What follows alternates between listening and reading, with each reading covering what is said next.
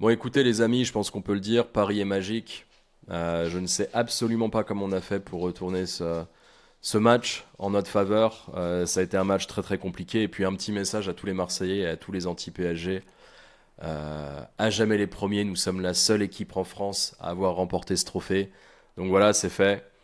Bravo à Paris. Donc on va bien évidemment parler du match, hein, comme je le disais. Je ne sais absolument pas comment on a fait pour retourner cette situation. Ça a vraiment été compliqué. La compo initiale, j'ai trouvé un peu fébrile. Après, je me dis aussi que Lucho avait certainement ses raisons.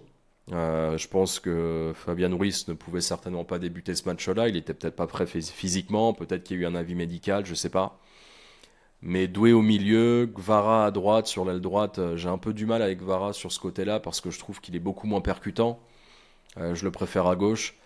Après, c'est pareil avec Barcola. Si ça avait été Barcola à droite, je trouve que lui aussi, de ce côté-là, en fait, il est beaucoup moins percutant. Le mieux, c'est d'avoir Doué sur l'aile droite, mais bon, là, en l'occurrence, je pense que c'était pas possible pour commencer le match avec cette compo. Et on a vu hein, que physiquement c'était un peu difficile. Dembélé a dû décrocher énormément. On n'a pas eu d'occasion. Tottenham a été très intelligent. Ils ont réussi à nous cogner sur ces deux coups de pied arrêtés. Et puis après, honnêtement, je me suis dit ça va être très très compliqué de remonter. Et puis il y a eu l'entrée de Fabian Ruiz qui a vraiment tout changé en fait. Mais ça, c'était à prévoir parce que on sait très bien que Fabian Ruiz, quand il est sur le terrain, enfin quand il y a Fabian Ruiz, quand il y a Vitinha, ça joue un peu plus au foot, ça donne plus de liberté aux attaquants, ça évite justement le décrochage que ça soit de Doué ou de Dembélé ou de Barcola, et ça nous permet en fait de se créer des situations, et c'est ce qui s'est passé. Et honnêtement, quand j'ai vu les premières minutes suite à l'entrée de Fabian Ruiz, quand j'ai vu qu'on pouvait se créer des occasions et que Tottenham reculait beaucoup, ils ont commencé à faire pas mal d'erreurs défensives. Je me suis dit, si on arrive à marquer un but avant la 80e minute, il y a moyen qu'on puisse égaliser et peut-être même marquer un troisième. Donc je me suis dit, je me rappelle, j'étais sur ma chaise, je me suis dit, il faut qu'on marque avant la 80e. Puis après j'ai perdu espoir, je me suis dit, bon, vas-y, c'est mort. Et là, tu as cette frappe magnifique de Kang In Lee qui te met un but sublime. Et puis après, il y a eu les arrêts de jeu, puis il y a eu un centre parfait de Dembélé pour la tête de Ramos, et on égalise. Et puis après, il se passe ce qui se passe au tir au but. Je pense que Tottenham a dû se prendre une grande claque sur le coin de la tronche, parce qu'effectivement, voilà, ils prennent deux buts en même pas 10 minutes. Et voilà, donc j'ai envie de dire qu'on a eu quand même de la chance. Alors après, la chance, on a réussi à la créer. Et puis il y a eu un coaching parfait de Lucho en fait. Alors bien évidemment, comme je l'ai dit, la composition initiale n'était pas top du tout, mais en fait je pense qu'il n'avait pas le choix tout simplement, parce que sinon, si il avait la possibilité de mettre Ruiz, je pense qu'il l'aurait fait. Il y avait peut-être eu, voilà, comme je disais, un avis médical, et ça n'a pas été possible, mais encore une fois les amis, on fait une saison 2025. J'ai pas les mots en fait. Pour être honnête avec vous, en tant que supporter parisien, j'ai même encore du mal à réaliser qu'on a gagné la Ligue des Champions. Ça fait juin, ça fait 2 mois, 2 mois et demi, et j'ai du mal à réaliser encore. Parce qu'en fait, je ne voyais absolument pas gagner quoi que ce soit avec le début de saison qu'on fait, le départ de la Noisette. Euh, je me suis dit, ça va être très compliqué, et puis du jour au lendemain, en fait, en fin de compte, on remporte la Ligue des Champions, on va en finale de Coupe du Monde des clubs. Alors après, il y en a qui vont dire, ouais, mais vous l'avez pas remporté. Enfin bon, on fait quand même, on fait une saison, mais stratosphérique. On fait une saison stratosphérique. Je pense que dans l'histoire du foot, t'as pas beaucoup d'équipes qui ont fait ça. Enfin, bien évidemment, il y a les grandes équipes qu'on connaît, mais tu les comptes sur le bout des doigts, en fait. Donc, euh, donc non, le PSG fait une saison stratosphérique, il n'y a rien à dire. On a tout gagné, on fait une finale de Coupe du Monde des clubs où j'ai trouvé que Chelsea avait été meilleur que nous. Alors après, on peut parler de fatigue ou pas, bon ça c'est autre chose, mais j'ai trouvé qu'ils avaient été largement meilleurs. Et c'est pour ça que je dis là ce soir, si on avait perdu ce match contre Tottenham, je les ai pas trouvés fous en fait, hein. Ils étaient pas ouf, et j'aurais vraiment été dégoûté de pas remporter ce match-là, parce que c'était, je les ai pas trouvés dingues. Je suis super heureux. Bon, ça a été très très compliqué. Mais en tant que supporter, on ne peut pas demander mieux en fait que ça. Je vous dis, ce qu'on est en train de réaliser, c'est une dinguerie. Il y a même pas de mots. Je vous dis, j'arrive pas à réaliser. C'est dingue. Alors après, moi, ce qui me fait un peu peur, par contre, c'est au niveau des blessures, au niveau de la fatigue, parce qu'ils n'ont pas eu beaucoup de vacances. Ça va être une saison encore très très longue. Sur la fin de l'année, on va réussir à faire des bons matchs, mais moi, ce qui me fait un peu peur, c'est l'intensité. En 2026, il y a de quoi avoir peur parce que on n'a pas eu assez de repos. Bon, alors j'espère qu'il y aura d'autres recrues. Je le souhaite en tout cas. Il nous faudrait un arrière droit. Je pense que voilà, Hakimi, il a joué je ne sais combien de matchs cette saison. Puis c'est pas fini, hein, il va encore jouer énormément là cette année. Il nous faut un milieu et un joueur offensif. Moi je pense que là il nous manque trois joueurs. On verra ce que ça donne. Je pense qu'on peut aussi faire confiance au coach et au staff technique, mais ouais, je sais pas, je suis un peu pessimiste par rapport à ça. Maintenant, on a tellement fait une année, enfin une saison 2024-2025 extraordinaire.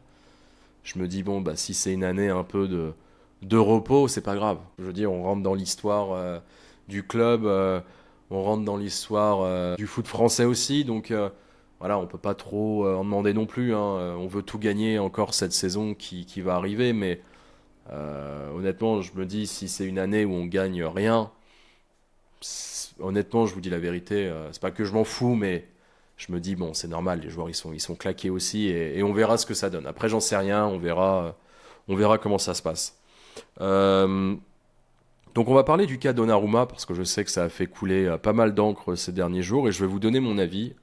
Donc, en tant que supporter, alors je peux comprendre que ça blesse, je peux comprendre que c'est un peu choquant de devoir se séparer d'un gardien comme Donnarumma un peu du jour au lendemain en fait. Maintenant, je pense qu'il s'est tiré une balle dans le pied. Alors je sais qu'il y en a qui vont me dire oui, mais le coach a dit que c'était pas par rapport à ça. Alors c'est vrai que le coach, en conférence de presse avant le match contre Tottenham, il a clairement dit qu'en fait c'était un choix sportif. Voilà, il préférait se séparer de Donnarumma et de prendre un autre gardien. Je pense qu'il parle certainement des relances, parce qu'on sait tous que Donnarumma, les relances, c'est pas son point fort. Autant il a de très très grandes capacités sur sa ligne et il peut faire des arrêts fantastiques. Puis sur péno, il est extraordinaire. Mais c'est vrai que à la relance, ça peut être très très problématique. Donc je pense qu'il dit la vérité par rapport à ça. Maintenant, il y a quelque chose dont il n'a pas parlé, et je pense que ça c'est aussi valable. Le fait que Donnarumma ait dit quelques heures après avoir remporté la Ligue des Champions qu'il n'était pas sûr de prolonger au Paris Saint-Germain et qu'il fallait qu'il réfléchisse, je pense qu'en fait il s'est tiré une balle dans le pied parce que ce qu'il a voulu faire là, c'est mettre la pression sur les dirigeants en disant écoutez, je suis certainement l'un des meilleurs gardiens au monde à l'heure actuelle. Et je pense qu'il a pris un peu trop la confiance. Lui et son agent, je pense qu'ils ont un peu fait n'importe quoi. Parce qu'ils ont mis la pression... Enfin, ils pensaient mettre la pression aux dirigeants. Et en fait, ça a fait tout le contraire. Les dirigeants, donc Campos, Nasser et peut-être le coach aussi, ils se sont dit, bon, bah écoutez, c'est le moment parfait de s'en débarrasser, tout simplement.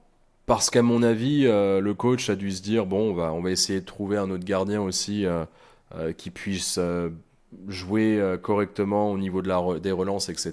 Je pense qu'il s'est dit bon, bah, il veut mettre la pression, euh, il veut un nouveau salaire, il veut un nouveau contrat, mais il veut un salaire qui est un peu astronomique.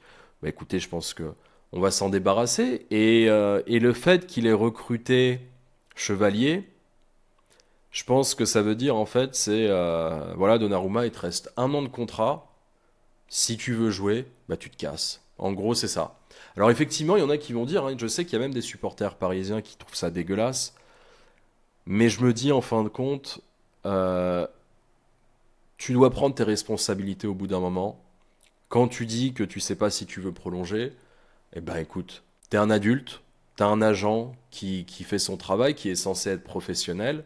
Voilà, t'as joué un jeu un peu risqué avec le Paris Saint-Germain. Eh bah écoute, ce sont tes actions et t'es responsable pour tes propres actions. Et je pense que voilà, il s'est tiré une balle dans le pied.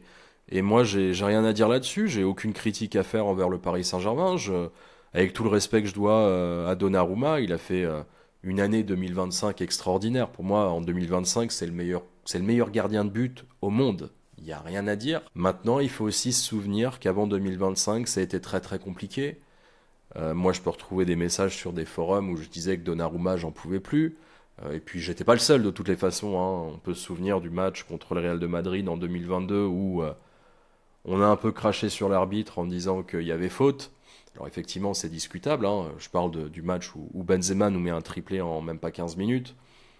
Mais en réalité, si Donnarumma avait été aussi bon en 2022 qu'il l'a été en 2025, mais honnêtement, en 2022, les gars, je vous dis la vérité, je pense qu'on va en finale de Ligue des Champions. Parce qu'on a l'équipe pour, on a les épaules pour, on a une équipe de ouf en fait.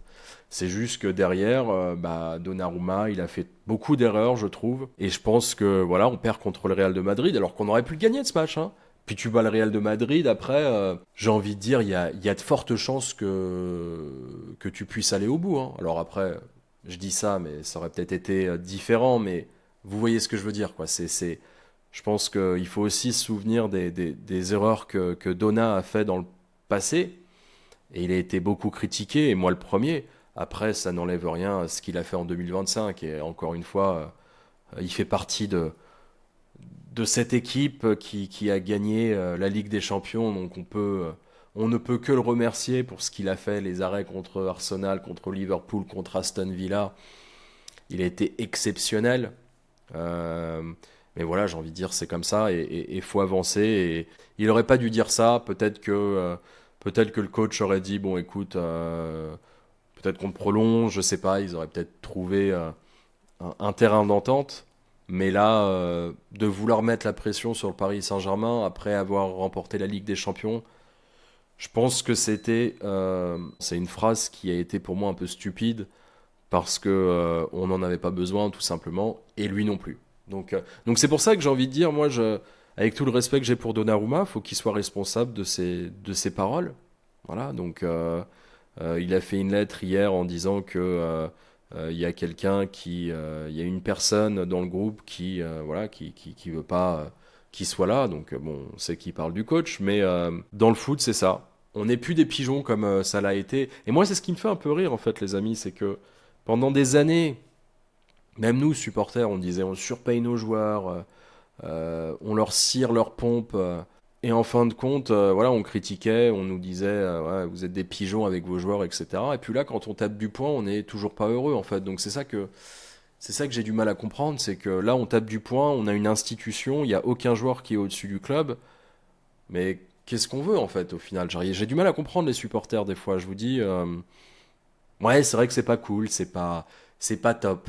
On aurait préféré que ça se termine dans de bonnes conditions avec Donnarumma. Maintenant, voilà, comme je l'ai dit, faut être responsable de ses mots et le coach est responsable de ses choix. Et moi, je suis un grand fan de Luis Enrique et j'ai envie de dire bravo à lui. Il a porté ses coronets, il a pris une décision difficile, mais il le fait parce que lui pense que c'est le meilleur pour le club.